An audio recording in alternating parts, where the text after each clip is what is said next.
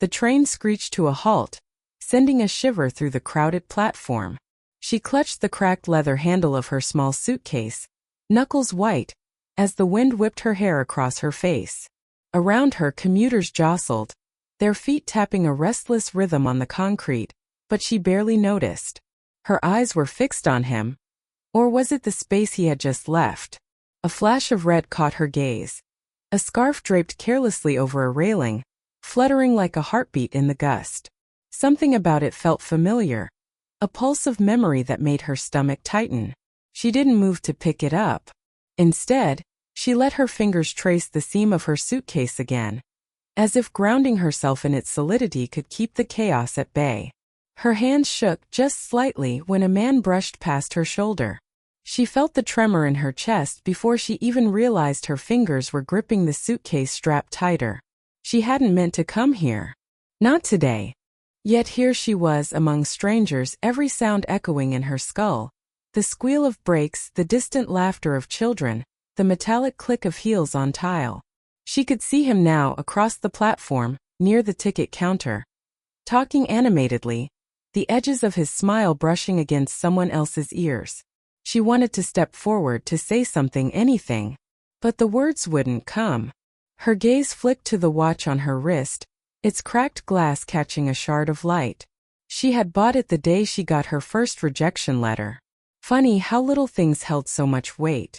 The train doors hissed open, and a gust of wind tugged at the hem of her coat, sending her hair whipping into her eyes again. She blinked it away, but her gaze never wavered. Something in him seemed off, though she couldn't name it. Her chest tightened, a warning she couldn't ignore. A voice in her head whispered, "Why now? Why here?" She wanted to turn and run, to disappear into the throng of people, but her feet were rooted.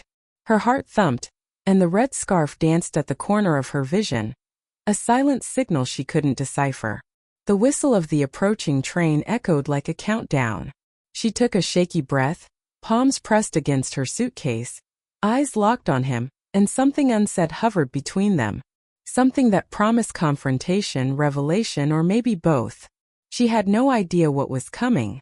She shifted the suitcase from one hand to the other, feeling its familiar weight. Its worn edges, frayed from years of travel, felt like an old friend, or a silent witness to everything she had tried to survive. Her mind wandered back to a rainy afternoon years ago, when her father had pressed a smaller, identical suitcase into her hands and said, "Carry your dreams carefully, and never let anyone tell you they're too heavy." She had laughed then, thinking he was being dramatic. Now, as her knuckles whitened around the handle, she understood. The platform around her moved like water, passengers rushing to embrace loved ones, their joy sharp against the hollow ache she felt. She remembered her first paycheck, the quiet pride in her eyes as she held it, knowing she was the first in her family to earn her own. Yet pride couldn't fill the empty apartment she returned to each night, nor the gnawing doubt that maybe she wasn't enough. The suitcase had been with her through all of it. Job interviews, endless rejections, tiny victories, bearing witness to her determination. She glanced at the stranger across the platform. He hadn't moved. His eyes were calm, almost calculating, but something in them made her stomach tighten. He seemed aware of her presence without acknowledgement, a quiet gravity she couldn't ignore. Why did he feel deliberate? A gust of wind lifted her hair again, carrying with it the faint smell of wet asphalt and coffee from a nearby kiosk. Her fingers traced the crack in the suitcase handle, imagining all the places it had been, all the hands that had clutched it before hers. It had become more than a bag. It was a talisman, a proof of survival, a reminder that every step forward mattered, even when no one noticed. Her gaze fell on a family huddled near the train entrance, laughing as a child clutched a balloon. She forced a small, wry smile at their happiness, but it felt like a cruel reflection of her own solitude. She wanted to look away, to escape the reminder, but something kept her rooted. The stranger's eyes flicked to her, and for a moment, it felt as if he could read her history in the lines of her hands, the curve of her jaw, the tremor of her fingers around the suitcase. She blinked quickly, startled by the intensity, and for the first time felt an odd mix of fear and curiosity. The train's horn sounded again, a low, mournful note. She stepped toward the doors, then stopped, hesitating as if the wind itself whispered a warning. He gave a slight, confusing smile, one that didn't reach his eyes but carried intention nonetheless. Her heart thumped. Something unspoken hovered between them, fragile yet taut, like a thread pulled to its breaking point. She took a tentative step forward, then stopped. The first drops of rain hit the platform, sharp and cold, splattering against the cracked tiles and turning the edges of her coat damp. She hugged her suitcase closer, feeling its familiar weight grounding her as thunder rumbled faintly in the distance. Across from her, the stranger shifted slightly, revealing scuffed leather shoes, worn at the toes, the kind of shoes that had walked miles no one would ever notice. Something in the detail tugged at her chest, a quiet recognition she couldn't place. He reached into his pocket briefly, fingers brushing the edge of a wallet. She caught the flash of a photograph tucked inside, faded and dog-eared, and her stomach tightened. For a moment, she imagined it was a child's face staring back, or a past love lost, or maybe a self she didn't want to admit existed. She felt the strangest, sharpest pang of empathy, an invisible mirror reflecting her own late nights, frayed edges, and whispered doubts. The rain thickened, cold threads lacing through her hair.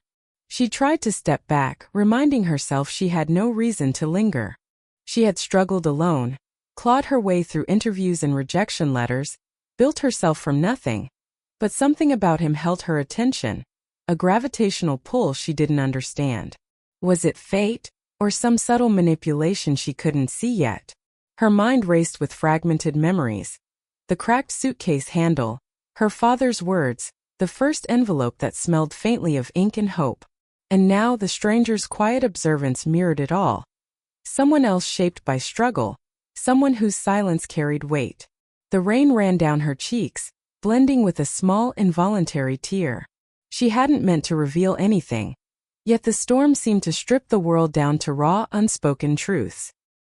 He spoke finally, voice low, almost drowned by the rain. "You carry it well," he said.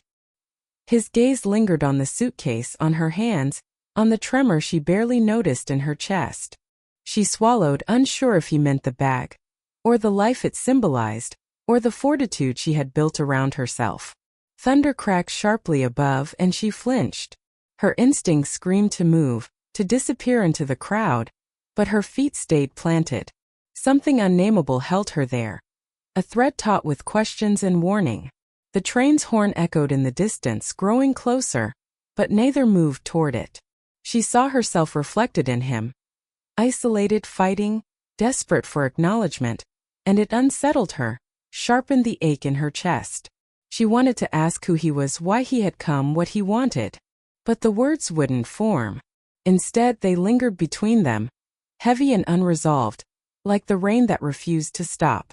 And then, without warning, he tilted his head slightly, watching her with a faint, unreadable smile. She didn't know whether to step forward or flee. The rain had stopped, leaving the platform slick and glimmering under the harsh fluorescent lights. She pressed her palms to the suitcase, her chest tight, and took a step back, ready to leave, to escape the strange gravity that bound her here. Her throat ached from words she hadn't said, and the silence between them stretched taut, a wire threatening to snap. Then she saw it. The red scarf, fluttering from his hand, caught on the edge of his coat. Her breath hitched. It had been the first thing she noticed the day they met, the pulse of color against the gray. A symbol she hadn't understood until now. He wasn't careless. He was holding it deliberately, as though it belonged to the story they had yet to write together. Somewhere behind them, a mother shushed her child and glanced their way, eyes heavy with quiet judgment. Across the platform, a man with a briefcase coughed, pretending to look away but stealing a glance. Even the world seemed to notice, holding its breath with them. She took a hesitant step closer. Her fingers grazed the suitcase handle, and she remembered the first time she had held it, the cracked leather absorbing her anxious energy, keeping it safe. Now the bag felt heavier, weighted with memory, with unspoken truths. He said nothing, only tilted the scarf toward her slightly, a gesture suspended between apology, challenge, and invitation. She wanted to run, to vanish into the crowd and leave the tension unbroken, but her feet wouldn't move. Her pulse raced, her hands shook. "Some people carry more than just bags," he murmured softly, voice barely rising above the hum of fluorescent lights. "They carry silence." She swallowed, the lump in her throat twisting. Memories of lonely nights, job rejections, and whispered encouragements from voices long gone pressed against her ribs. And now he mirrored it all. His silence a reflection, a shadow she hadn't expected to confront. She glanced at him once more, and the red scarf seemed to pulse, catching the light like a heartbeat. Her hand twitched toward it, almost reaching, but she stopped. The moment was fragile, raw, unclaimed. She couldn't yet know what it meant. Connection, fate, manipulation, or simply coincidence. The platform felt suddenly too small. The walls closing in with judgmental stares, murmurs she didn't hear but somehow felt. She wanted to leave. She wanted to stay. She wanted to cry and scream and laugh, all at once. Her eyes met his. His gaze held hers, patient, deliberate, unreadable. And she stood there, suitcase in hand, rain forgotten, heart suspended, wondering whether the next step would lead her forward, or shatter everything. The world moved around them, indifferent, but for a heartbeat, nothing else existed. The fluorescent lights flickered once, casting the platform in uneven shadows. She gripped her suitcase tighter, the leather now slick from her damp hands, and let her gaze wander to him again. He shifted, and in that movement, something fell into view. A gold cufflink engraved with a logo she knew too well. Her heart stuttered. That logo, it's the company I just applied to. The realization struck like lightning, sharp and undeniable. He wasn't just another stranger who mirrored her struggles. He was the owner. The one with the power to shape her future in ways she had only dreamed of. The platform seemed to tilt beneath her, and her suitcase felt impossibly heavy, weighted with years of hope, struggle, and now impossibility. The red scarf fluttered in his hand again, catching the light. Her eyes widened as he tucked it into his coat pocket, and a memory surfaced unbidden. Her father's words, long buried beneath rejection letters and late-night anxieties. "Carry your dreams carefully, and never let anyone tell you they're too heavy." The line had meant one thing when she was 12, but now it echoed differently. Dreams could be dangerous, fragile, and utterly transformative. She stepped closer, compelled yet terrified, and saw a photograph peeking from his wallet. Just a corner showing a little girl with a bright, uncontainable smile. Her pulse quickened. Somehow the scarf, the suitcase, the man, and this child were all linked. The scarf wasn't just a symbol of her struggle. It had belonged to his late daughter. A strange, wrenching weight pressed against her chest, empathy and shock mingling. Her hands trembled. She could feel herself tipping past the edge, past caution, into uncharted territory. Every instinct screamed retreat, yet her curiosity and her aching, relentless drive pushed her forward. She was no longer just a girl carrying a suitcase. She was a woman confronting a life-altering truth. "Some people carry more than just bags," she whispered, almost to herself, the phrase looping back in her mind. It resonated now with entire lives intertwined, burdens shared across strangers and time. The platform around them blurred. The rain, the fluorescent hum, even the murmurs of bystanders faded to nothing. Her suitcase felt like a bridge between who she had been and who she might become. She took a deep, shuddering breath, and the red scarf, now symbolic of loss, hope, and revelation, seemed to pull her forward. She turned, suitcase in hand, and walked into the waiting train. The doors closing behind her with a definitive, irrevocable click. Every step echoed her decision, and she knew with a sharp clarity that there was no turning back. Everything was about to change. The platform was nearly empty now, the fluorescent lights reflecting off the rain-slicked tiles in long, fractured lines. She stood where she had first noticed him, suitcase in hand, but the air felt different, charged, taut, as if the very space waited for something to break. The red scarf, once a fluttering whisper of mystery, lay neatly folded in her palm. It had traveled through years of memory, struggle, and near misses, and now it was hers to return, hers to release. He approached quietly, his worn shoes silent against the tile. She noticed the photograph again, tucked into his wallet like a shadow of the life he carried with him everywhere. He stopped a step away, eyes searching hers, but there was no warmth, only recognition, something tethered to a past that wasn't hers. "You remind me of her," he said softly, nodding toward the scarf. "Not for who you are, but for who I lost." Her chest constricted. She wanted to recoil, to tell him she was not a replacement, not a stand-in for grief. And yet, the ache in her own heart, the years of carrying hope in the cracked handle of her suitcase, aligned with the sorrow reflected in his gaze. She felt the invisible mirror stretch across the space between them, binding their losses, their resilience. She lifted the scarf slowly, hands trembling. "It belongs to you," she whispered, offering it back. In that motion she understood that giving, not taking, had been the test all along. She set it into his palm. His fingers closed over it gently, reverently. For a moment time paused. The trains, the passengers, even the rain seemed distant, almost irrelevant. He nodded once, a silent acknowledgement of her sacrifice and strength. It was not love that connected them, she realized, but the profound recognition of human fragility and endurance. Her suitcase felt impossibly light now. She had carried it across years of hardship, through uncertainty and self-doubt, and in letting go of the scarf, she had released a part of herself too. Not everything could be claimed, not every struggle rewarded, but every act of courage left its mark. She turned, stepping away from him, away from the platform, and the world seemed suddenly fuller, brighter, harsher, and more honest. The first time she had stood here, she had been a witness to someone else's life. Now she walked as someone who had shaped her own. The train's doors closed behind her, and she carried forward nothing but herself, toughened, aching, awake. The red scarf rested in his hands, a symbol transformed. Grief acknowledged, memory honored, closure given. And as the city blurred past the windows, she whispered to the wind, a faint, poetic truth she would carry long after. Not every stranger you help is meant to stay, but some leave you changed forever. The morning sun filtered through the apartment window, casting a pale, forgiving light across the room. She walked slowly, barefoot on the wooden floor, suitcase tucked in a corner now empty, its weight replaced by something quieter, resolve. The red scarf, once a fluttering signal of memory and grief, lay folded neatly in the drawer, a silent monument to moments that had shaped her without permission. Her hands lingered over it briefly, tracing the fabric with a soft, almost reverent touch.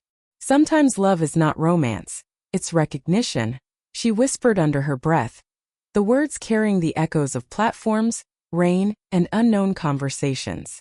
Recognition for courage, for survival, for enduring without applause. She let the thought rest there, letting the quiet swell around her like a warm tide.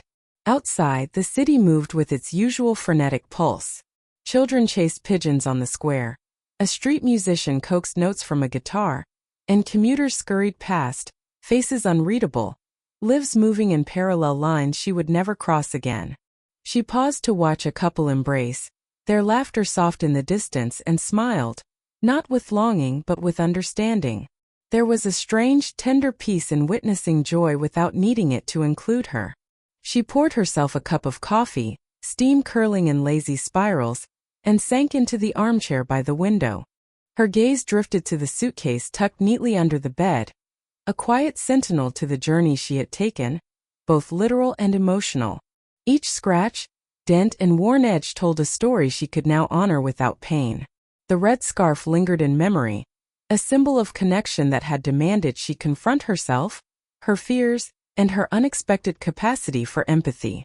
She thought of the man, of his silent acknowledgement, and felt a subtle, unspoken gratitude. Some encounters left scars. Others left understanding. Some left both. The day stretched on with gentle monotony, yet she carried a new strength in each step. Her reflection in the window caught her by surprise. A woman shaped by struggle, aware of loss, yet unafraid of the unknown. As twilight approached, she opened the drawer once more, resting her fingers on the scarf, and allowed herself a whispered farewell. a tribute to endings that are not final, and beginnings that are quietly earned. The suitcase, the scarf, the remembered phrases, they were all fragments now, scattered and whole at once. She let them rest in their own space, and in that stillness she found a truth unspoken. Not every journey seeks a destination. Sometimes it only asks that you show up.